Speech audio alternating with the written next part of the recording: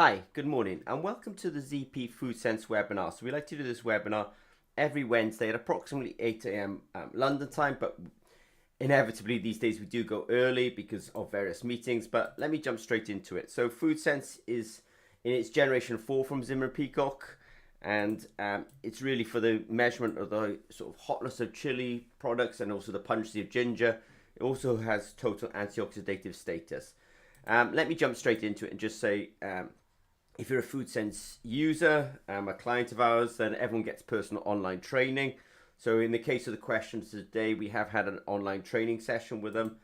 And we do weekly webinars. So if people have questions or have new data, we, for example, will analyze it into a weekly webinar. There's also the monthly webinar as well. And I would really encourage you to come to the next monthly webinar. Every monthly webinar is not a repeat of the previous webinar. There's always new material. So it's a kind of ongoing, let's say, series. So if you're a customer of FoodSense, especially if you're a G4 customer, then we are here to help. And G4 is fantastic because you'll see it today that G4 is really the golden standard now in chili testing. And the reason I can say that is because all the data goes to the cloud. In this case, the client is sharing the data with us in the cloud, and we are able to do online quality control to make sure that all the testing is really good. And in this case, it is. So it's probably the only, well, it is the only cloud-enabled analytical instrument for measuring capsaicin in chilies, and then there's a team behind it that sort of backs it up and checks all the data, for example, which is us. Anyway, let me say that on the 14th of December there is a webinar. Any links, I'll put them underneath the video afterwards. We do 2 webinars, one in the morning and one in the afternoon. So even if you are already a user and quite an experienced user of FoodSense, please come to the webinar because there will be updates. So somebody wants to talk about the reproducibility when measuring complex samples. Now in this particular case, complex samples means chili powder, and I will go into this. So let me do some background and then we'll get into the specifics as well. So chilies and chili powders are actually fairly complex samples, and therefore there can be some variability in the measurement of those products when measuring them, but I will talk about that now. So chili powders, these are what we call heterogeneous mixtures. They're not uniform throughout, whereas Tabasco sauce, for example, is quite homogeneous. So there is a difference between heterogeneous and homogeneous. It's easy to sample and test a homogeneous mixture than it is to sample and test a heterogeneous mixture, and I will discuss that today. This heterogeneity in samples starts with the chili itself. That the capsaicin is not evenly distributed throughout the chili. In fact, it's most concentrated, and we've done work on this, or we looked into it anyway. It's most concentrated actually in the ovaries. So the ovaries can be, as depending on the species, could be like 36,000 Scoville heat units, whereas the bottom flesh might be 19,000 Scoville heat units. The upper flesh might be 3,300 Scoville heat units, and the seeds, where I know it's in professionals within the industry, they understand it's not the seeds that are the hottest part, but I think anecdotally in the wider community, people think it's the seeds, but actually that's probably one of the mildest parts. But the fundamental difficulty in testing chili and chili powder starts with this heterogeneity, that the capsaicin is not in one part in the chili. So when you dry a chili, just as an FYI, this is a kind of background, and I will dive into the specifics of the question as well. When you dry a chilies have an approximate water content of 88%. So when you dry that chili, you end up basically concentrating the capsaicin. So if the chili was approximately 48,000 Scoville heat units, you find out that sort of on drying, theoretically it would go up to about 405,000. Actually, when you measure it, it's 415,000. So assuming that 88% water content, then we're within 2% of expectation, which when measuring complex samples is completely fine. So just a quick way of background, that chilies, the heterogeneity in chili and chili powders starts with the chili pepper itself. That most of the capsaicin is actually in that ovary part. That then gets concentrated when we dry, which is fine.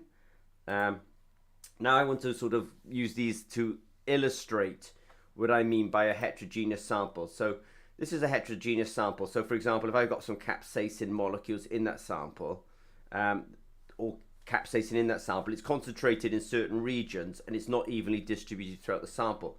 So if I come in and sample here, this is extreme, but I kind of miss it. If I sample here, I miss it. And if I sample here, I kind of get it, let's say. So it shows you that the more unevenly distributed the capsaicin is within the sample, then the harder it is to take one sample and get a accurate result is actually really hard. So that's why you need to sample more often. Now, and then the last sample, then I've hit 2 of them. Now, if I take a more evenly distributed sample, then when we sample, every time we sample, we do actually get some, let's say in this case, capsaicin. But the amount of capsaicin we may actually gather can be quite variable. And then if we have a very homogeneous sample, and I sample, I'm always getting the kind of capsaicin, so it doesn't really matter where I sample from. So on these so I kind of think of the chillies really as the most heterogeneous sample. In the middle, you have the chili powder, and then to the far right, you would have a kind of highly blended, highly processed kind of chili sauce. So again, it's a repetition, but chili sauces are easiest to sample and test because the capsaicin is kind of very evenly distributed throughout it, and the chili is the most heterogeneous. And then by the time you've powdered and blended it, then you've got it is more homogeneous, but it's not completely homogeneous. So highly heterogeneous, and then homogeneous being the source.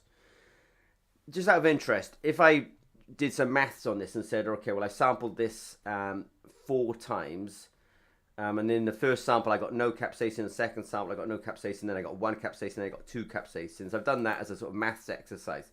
The standard deviation, or the variation in this is about 141%. So it's kind of a very broad, I want to call it error, but there's a large range in kind of measurements that I would get from that, because that's 0, 0, 1, 2. So the standard deviation on that is 141%. If I take my other model, which is, kind of more like a powder, if I sample here, I get capsaicin. If I sample here, I get 3 capsaicins. If I sample here, I get 2 capsaicins. If I sample here, I get 3 capsaicins. The standard deviation on that is 43%. And then if I take my kind of, my last example, which is the kind of, a model of chili sauce or Tabasco in this case, I do 4 samples. Then my standard deviation at this point is 13%. So homogeneity in the sample really decreases the relative standard deviation on your test results. So we're going to get a bit more specific now. So I think there's sampling reproducibility and there's testing reproducibility. What we're going to discuss today is actually sampling reproducibility. And I think this is really interesting actually, because if you get sacks and sacks of chili powder, and then you take a sample and you send it to HPLC, people say, oh, well, there we are. That's what that entire stock is. That's not actually the case. It's a heterogeneous sample. So from sack to sack, there can be variation, and within sack, there can be variation. So this is super assumption that by taking a sample and getting an HPLC certificate on it, you absolutely know the hotness or the capsaicin concentration of that entire, let's say, truckload. It's not the case. It's a heterogeneous sample. So, for example, if we take this chili powder and we sample here, we'll get a result. If we sample here, we get a result. If we sample here, we get a result. If we sample here, we get a result. And we sample here, we get a result. And therefore, I get 5 results, which is effectively what this person has done, which is exactly what we asked them to do, and absolutely no, let's say, criticism of them. So there, you've got 2 things. You've got sample and test variability. Now, you've also got another kind of version of this. If I have a sample and I test here, now what happens with HPLC, for example, is there's one sample and they get a test result. So result 1A, great. What they're not doing then is actually retesting it. Because if you retest it, what you'll find out is that they have a standard standard or relative standard deviation. They don't ever report that. They only do one sample, one test, which is fine. You know, it's not the best way of understanding. Let's say you've got a heterogeneous sample and you want to more scientifically report what the SHU, Scoville heat unit, on that sample is. This, by the way, is test. This only has test variability. It's only one sample and you tested it 5 times, so that only contains test variability. Whereas this contains sample and test variability. But the way to really understand a sample is to actually do this. Just out of interest, the larger the amount of chili powder you have and the smaller the sample volumes that you take from it, then the harder it is to accurately measure the Scoville heat unit. So for example, if you've got 1 kilogram of chili powder and you're only sampling something like 0.1 grams, you can appreciate that the probability of that 0.1 grams representing the 1 kilogram is actually quite hard. So then you do have to do kind of multiple samples like this. So let's go back to the actual results they have. So let's say, you know, somebody has a sort of truckload of chili powder. What they've done then is they've kind of got some of that chili powder and they've sampled. And so I put 5 dots in here. They've sampled. So we've got sample 1, sample 2, sample 3, sample 4, and sample 5. And then now what's nice about this is I said that what's really good about FoodSense Generation 4 is that, in fact, we can see the data. So in fact, I can come up here and I can do a quality check on this. And so they've been running it on their app and they've given us access to the 5 results. So they get the results in real time. And then we're also able to, once the results are shared with us online, we're also able to look at that raw data and literally check it, make sure that everything is good. So we can see, you know, exactly what your data looks like. And, you know, and it's really kind of beautiful in terms of, you know, there's this classic capsaicin shape to the data. And we do, if you come to the webinars, we do explain this cyclovoltammetry of this data. I should add, it is protected by a patent that we licensed from Oxford University. That's why we can talk about it.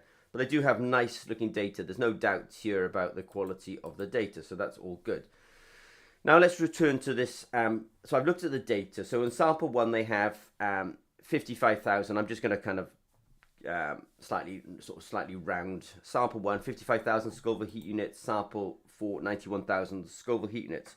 Which you would say, wow, okay, well, that's not very accurate because these results are actually quite different. But they've done it 5 times, 5 samples and a test on each sample. And then they've done sample 2, 78, sample 3, 73, sample 5, 82. So the mean of all of that is 76,000 Scoville heat units. And the standard deviation is 13,000 Scoville heat units. And then therefore the coefficient of variation, or the relative standard deviation, just divide standard deviation by mean, is 18%. So this is a heterogeneous sample, which they've tested they've sampled it 5 times, tested once, and they've got a coefficient of variation, or a relative standard deviation, of 18%. So I would say that their result is 76,532 plus or minus 18%. It's a completely good result, considering, you know, this is a chili powder. This is much more scientifically investigated than, and it's no criticism of HPLC. HPLC is a good, you know, is a good analytical method. But I just want to kind of, this is just something that I kind of, and I only use this for educational purposes. It's interesting, see, because this was something that I just Googled last night and sort of found it. And I only use this for educational purposes. It's interesting, see, because in this certificate of analysis from HPLC, what you see here is, what they're talking about is a very heterogeneous sample. There's no doubt about it. It's dry chili. So it's kind of on the scale of heterogeneity versus homogeneity. This is on the heterogeneity scale. And then when they report it, I can see that they're using the AOAC 995.03 HPLC method. Completely fine. Absolutely fine. When you look at this, the pungency is 11,000 Scoville heat units. So, you know, I can round it to 12,000. What I found really interesting about that is there is no coefficient of variation. So understand that when you're looking at, let's say, the truth of your certificate of analysis that you got from an analytical lab, there is no, because they're not multiple testing across and sampling multiple times and testing those samples, there's no error associated with it. And that's why the HPL, and the reason that doesn't happen is because HPLC is so expensive. But the cost and ease of use of FoodSense means that you can actually have a much more analytical result. So what I would say is this, that these people have tested, they've sampled 5 times, they've tested each sample once, and they've got their results. Just out of interest, if they tested, for example, sample five times, they would have got much closer results, because then they're only investigating the testing repeatability. They're not testing the sample repeatability or the sampling repeatability. But I didn't want them to do that. I wanted them to do exactly what they've done. So my conclusion is this. So you have a heterogeneous sample, you test it 5 times, you get 5 results. If I do a mean and a standard deviation and therefore calculate a coefficient of variation on this, you end up with a result of 76,532 Scoville heat units. I think that's a good result, and I think, especially with the 18% coefficient of variation. Now, the reason when you report it to your customers, because your customers are only used to receiving absolute numbers with no kind of plus or minus coefficient of variation on them, then report the absolute number. Because otherwise you're going to be asked, well, why have you got this 18%? Because HPLC should also be reporting this variation, but it doesn't, because nobody can afford to do the multiple testing. So it's just one test, or one sample, one test, one result. And you apply that result to the entire batch, but in fact the sample is heterogeneous. So for me, this is your result, and the fact that it is good quality data, because even though you have a very kind of a relatively low and a relatively high in here, because you did it 5 times, I can see that this is almost what we call normally distributed. You have a low, you have a middle section of results, and then you have a tail end with a high result. I think that's fine, and you've got to, so in the end your result is 76,532 Scoville heat units. Just to say, ZP is doing similar work as well, and I will report on that later on. So, in terms of our support, everyone gets personal online training. These people have received that. We do a weekly webinar, and you can see that our weekly webinars are actually quite scientific. You know, we are actually using, you know, today it's been basic statistics, but we have talked about sample variability and test variability. So, you know, we do dig into this at quite a level. There are the monthly webinars. I think even if you are a user of FoodSense, come to the monthly webinars. You know, there's quite a lot of scientific content. Today we've talked about, you know, that the capsaicin is concentrated in the ovaries. We've talked about what happens when you dry out capsaicin. We've talked about how HPLC today is kind of reliant on one sample being tested once, and that's the result. But actually, samples are much more heterogeneous than that, and I think the work that these people have carried out has proven that. So don't forget that we got a webinar on the 14th of December. I hope you can sign up. And I just want to say thank you. So if you have any questions of ZP regarding FoodSense, please don't hesitate to reach out to us. Okay, thanks very much.